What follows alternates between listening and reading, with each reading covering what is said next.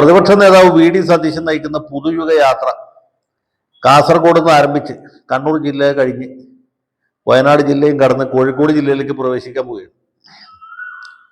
കോഴിക്കോട് കഴിഞ്ഞാൽ പിന്നെ മലപ്പുറം, അത് കഴിഞ്ഞാൽ പാലക്കാട്, തൃശ്ശൂർ, എറണാകുളം, ഇടുക്കി, അങ്ങനെ അങ്ങനെ അങ്ങനെ ഇത് മാർച്ച് 6-ാം തീയതി തിരുവനന്തപുരത്ത് സമാപിക്കും. ഈ യാത്രയെക്കുറിച്ചും അതുമായി ബന്ധപ്പെട്ട പുരാവൃത്തമൊക്കെ നമ്മൾ നേരത്തെ പറഞ്ഞതാണ്. ഈ സതീശന്റെ യാത്ര ഇങ്ങനെ നടക്കുന്നതിനിടയിൽ ഘടകകക്ഷികൾ തമ്മിലുള്ള ചർച്ചകൾ നടക്കുന്നുണ്ട്. കേരള കോൺഗ്രസ് ജോസഫ് ഗ്രൂപ്പിൽ നിന്ന് ഏതാനും സീറ്റുകൾ കോൺഗ്രസ് പാർട്ടി ഏറ്റെടുക്കാൻ ഉദ്ദേശിക്കുന്നുണ്ട്. എന്നാൽ സീറ്റുകളൊന്നും വിട്ടുതരികയില്ല എന്ന് പി.ജെ. ജോസഫ് കട്ടായമായിട്ട് പറയുന്നുണ്ട്. മോൻസ് ജോസഫ് അത് ആവർത്തിക്കുന്നുണ്ട്. അതിനിടയ്ക്ക് ജോസ് കെ മാണി ഇടതുമുന്നണിയിലേക്ക് ജോസഫ് ഗ്രൂപ്പിനെ ക്ഷണിക്കുന്നുണ്ട്. അങ്ങനെ മറ്റു പല തമാശകളും അവിടെ അരങ്ങേറുന്നുണ്ട്. മുസ്ലിം ലീഗ് വെറും 27 സീറ്റിലെ മത്സരിക്കുന്നുള്ളൂ എന്ന് അറിയിച്ചിട്ടുണ്ട്. കഴിഞ്ഞ തവണ മത്സരിച്ച് തോറ്റുപോയ ചില സീറ്റുകൾ കോൺഗ്രസിന്റെ പെട്ടിലേക്ക് വെച്ച് കെട്ടിയിട്ട് ജയസാധ്യത കൂടുതലുള്ള ചില സീറ്റുകൾ ഏറ്റെടുക്കാൻ അവർ ആലോചിക്കുന്നുണ്ട്. അങ്ങനെയുള്ള ആലോചനകൾ ഒരു ഭാഗത്ത് നടക്കുന്നു. ഉദാഹരണത്തിന് കോങ്ങാട് സീറ്റ് മുസ്ലിം ലീഗ് നിന്നാൽ ജയിക്കാത്ത സീറ്റാണ്. ആ സീറ്റ് കോൺഗ്രസിന് കൊടുത്തിട്ട് ജയസാധ്യത കൂടുതലുള്ള പട്ടാമ്പി സീറ്റ് ഏറ്റെടുക്കാനാണ് ലീഗിന് ആഗ്രഹം. അതുപോലെ ഇരവിപുരം സീറ്റ് RSPയിൽ നിന്ന് വാങ്ങിച്ചിട്ട് പുനലൂർ സീറ്റ് വേണമെങ്കിൽ അവർക്ക് കൊടുക്കാം എന്ന നിലപാടുമുണ്ട്. അപ്പൊ ഇങ്ങനെ ഉള്ള പരിപാടികൾ നടന്നുകൊണ്ടിരിക്കുകയാണ്. ലീഗുകാരെപ്പോഴും ജയസാധ്യതയുള്ള സീറ്റുകൾ കൈവശം വയ്ക്കുകയും തോൽക്കാൻ സാധ്യതയുള്ള സീറ്റ് വളരെ മഹാമനസ്കതയോടുകൂടി ഘടകകക്ഷികൾക്ക് കൊടുക്കുകയാണ് പതിവ്. ഇത്തവണ അതിൽ തെറ്റൊന്നുമില്ല. അതേ രീതിയിൽ തന്നെ മുന്നോട്ട് പോവുകയാണ്. ഇപ്പോൾ ഒരു തർക്ക വിഷയമായിട്ട് വന്നിട്ടുള്ള തിരുവമ്പാടി സീറ്റ്. തിരുവമ്പാടി നിയോജകമണ്ഡലം രൂപീകൃതമായത് 1977 തെരഞ്ഞെടുപ്പിലാണ്. അന്ന് മുതൽക്ക് സിറിയക് ജോൺ ആയിരുന്നു അവിടെ നിന്ന് ജയിച്ചുകൊടുത്തത്. കോൺഗ്രസ് നേതാവായിരുന്ന സിറിയക് ജോൺ 77 ജയിച്ചു. അത് കഴിഞ്ഞ് 80 ജയിച്ചു, 82 ജയിച്ചു. അദ്ദേഹം മന്ത്രിയായിരിക്കുന്ന സമയത്ത് കോൺഗ്രസിൽ നിന്നും മറുകണ്ഠം ചാടി. പുള്ളി കോൺഗ്രസ് SI. 87 തെരഞ്ഞെടുപ്പിൽ അദ്ദേഹം തോറ്റുപോയി. അപ്പോൾ തൃശ്ശൂരിൽ നിന്ന് PP ജോർജ് മാഷിനെ കരുണാകരൻ തിരുവമ്പാടിയിൽ കൊടുന്ന് മത്സരിപ്പിച്ച് അദ്ദേഹത്തെ വിജയിപ്പിച്ചു. പിന്നീടാണ് ആ സീറ്റ് കൽപ്പറ്റ സീറ്റിന് പകരമായിട്ട്, കൽപ്പറ്റയിലെ ലീഗ് മത്സരിച്ച് തോറ്റ സീറ്റാണ്, തോറ്റ കൽപ്പറ്റ സീറ്റ് കോൺഗ്രസിന് കൊടുത്തിട്ട് ജയിച്ചുകൊണ്ടിരിക്കുന്ന തിരുവമ്പാടി സീറ്റ് ലീഗ് വാങ്ങിച്ചു. AV അബ്ദുറഹ്മാൻ ഹാജിയാണ് അവിടുന്ന് ആദ്യം ജയിച്ചതെന്നാണ് എൻ്റെ ഓർമ്മ. പിന്നീട് അത് ലീഗിൻ്റെ സീറ്റായിട്ട് മാറി. ലീഗുകാർ സ്ഥിരമായി മത്സരിക്കുന്നു, ലീഗുകാർ ജയിക്കുന്നു, അങ്ങനെ അങ്ങനെ അങ്ങനെ മുന്നോട്ട് പോയി. ഒരു ഉറച്ച UDF മണ്ഡലമാണ് കൊടുവള്ളിയും തിരുവമ്പാടിയും. 2 സ്ഥലത്തും ലീഗാണ്. തിരുവമ്പാടിയിൽ അങ്ങനെ സ്ഥിരമായിട്ട് ലീഗുകാർ ജയിച്ചുകൊണ്ടേയിരിക്കും.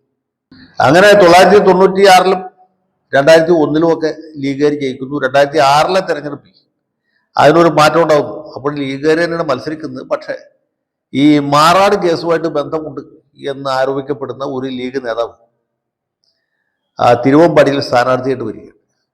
ഈ സ്ഥാനാർത്ഥി അവിടെ എത്തുന്നതിന് മുമ്പ് അദ്ദേഹത്തിന്റെ ഖ്യാതി തിരുവമ്പാടിയിലെത്തി. മാറാട് ഹാജിയാണ് തിരുവമ്പാടിയിലെ സ്ഥാനാർത്ഥി എന്ന് മാർക്സിസ്റ്റുകാരും BJPക്കാരും ഏകസ്വരത്തിൽ പ്രചരിപ്പിച്ചു. BJPക്ക് വലിയ ശക്തിയൊന്നുള്ള സ്ഥലമല്ല തിരുവമ്പാടി. ഏതായാലും തിരുവമ്പാടിയിലുള്ള സമാധാനകാംക്ഷികളായ ആളുകളുടെ ഇടയ്ക്ക് ഈ പ്രചരണം ഏറ്റു എന്ന് മാത്രമല്ല, തിരുവമ്പാടിയിൽ മാർക്സിസ്റ്റ് പാർട്ടി സ്ഥാനാർത്ഥി സഖാവ് മത്തായി ചാക്കോ വിജയിച്ചു. അങ്ങനെ ലീഗിന്റെ കയ്യിൽ നിന്ന് തിരുവമ്പാടി നഷ്ടപ്പെട്ടു. ഉപതെരഞ്ഞെടുപ്പിൽ വീണ്ടും ജോർജ് M. തോമസ് എന്ന് പറഞ്ഞ CPM സ്ഥാനാർത്ഥി വിജയിച്ചു. വീണ്ടും ലീഗിന്റെ സ്ഥാനാർത്ഥി തോറ്റു.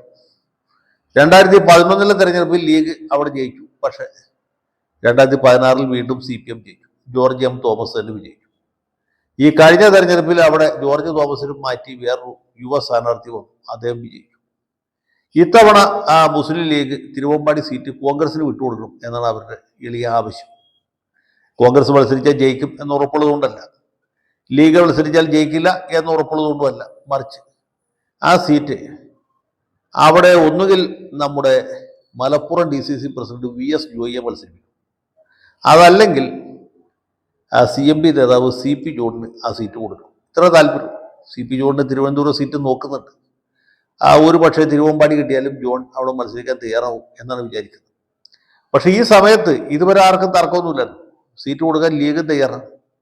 പക്ഷേ നമ്മുടെ നാട്ടിലെ അറിയപ്പെടുന്ന ചില ജിഹാദികൾ ഇതിനെതിരെ വാളെടുത്തിരിക്കുകയാണ്.